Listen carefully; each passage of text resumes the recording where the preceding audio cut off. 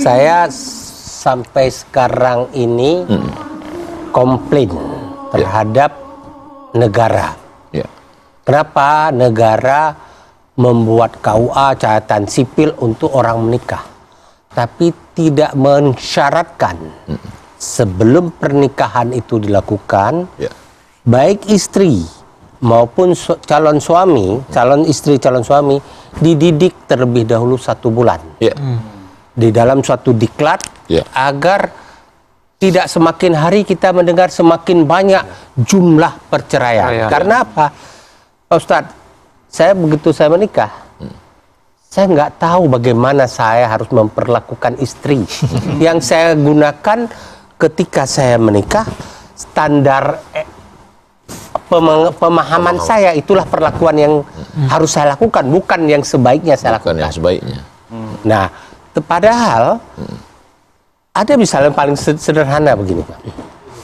Ketika istri hamil dan melahirkan, itu kan setelah melahirkan istri kan ada masa kegoncangan, dia rusak psikologis tubuhnya sedemikian rupa. Itu kelakuan saya dulu. Begitu di kantor saya telepon ke rumah, nanya anak dulu. Istri saya nggak pernah nanya gimana kamu atau apa. Begitu pulang sampai ke rumah saya langsung cium anak, bukan istri. Walaupun maksudnya istri nanti malam lah saya. Terus itu saya rasa ternyata dampak psikologisnya luar biasa bagi istri. Jadi saya berpikir negara harus hadir. Mungkin KUA atau Direktorat Jenderal di Departemen Agama membuat bahwa diklat pelatihan calon suami dan calon istri 1 bulan dilatih agar rumah tangga itu utuh. Berarti Riza nunggu itu. Dan itu Riza mencegah terjadinya kekerasan rumah tangga. Setelah pernikahan. Dan kurikulumnya ada dari aspek psikologis, ada dari aspek hukum positif, agama, kesehatan. Jadi nggak cuma tepuk sakinah yang dipelajari Ini yang nggak perlu sekarang itu nasihat perkawinan itu memang syarat mungkin syarat dan rukun. Tapi panjang lebar hanya untuk ketawa-ketawa aja. Kita nggak dapat makna yang sebenarnya bagaimana itu.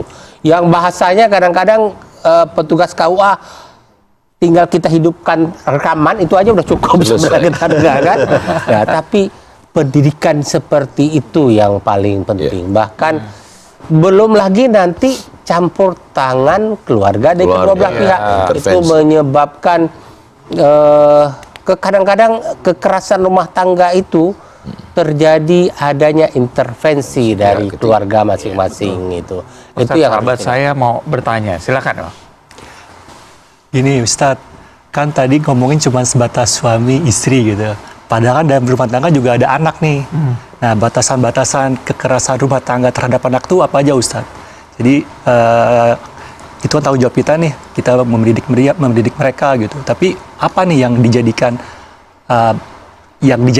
kekerasan? Anak itu punya hak terhadap ayah yang wajib. Ada seorang laki-laki datang menemui Umar bin Khattab.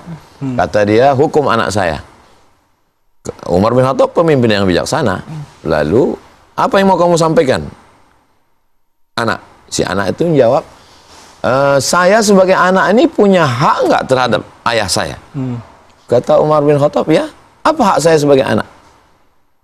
Kamu dipilihkan ibu yang baik, diberi nama yang baik, diberi makan yang baik. Kata dia, ibu saya, mohon maaf, perempuan yang kurang baik akhlaknya. Kemudian nama saya pun tidak baik, dikasih namanya khamfas, artinya kumbang. Yang ketiga, makanan saya pun nggak baik. Dia tahu bapaknya punya usaha yang tidak baik. Lalu kata Umar kepada bapaknya, laqad aqaqtahu qabla an ya'uqqa alaik. Kamu lebih dulu durhaka kepada anakmu sebelum anakmu durhaka kepadamu. Jadi disusun oleh para ulama bahwa anak saya terhadap diri saya, dia punya hak yang merupakan kewajiban saya. Saya memberikan dia makan, pakaian, pendidikan, tempat tinggal, perhatian. Ketika itu tidak saya berikan, berarti saya zalim, karena saya sudah mengambil hak dia. Makanya kata Nabi, man ala thalatha banatin, siapa yang membesarkan, merawat 3 anak perempuan, fa'addabahunna, dididik dengan baik, lagi-lagi moral, akhlak, beradab anak itu, wa zawwajahunna, menikahkannya dengan orang baik-baik. Artinya calon suami dia pun kita pilihkan orang baik. Wa ahsana ilaihinna, kata-kata ihsan itu hanya digunakan kepada Allah. Wa bil walidaini ihsana, kepada orang tua. Wa ahsin kama ahsanallahu ilaik, kepada Allah. Kata ihsan digunakan dalam ayat, dalam hadis. Ihsan kepada Allah, ihsan kepada orang tua, ihsan kepada anak. Falahul jannah. Kalau bisa kamu lakukan ini, maka surgalah bagi. Maka kita tidak. Dulu orang melihat anak itu sebagai parasit. Iya, iya.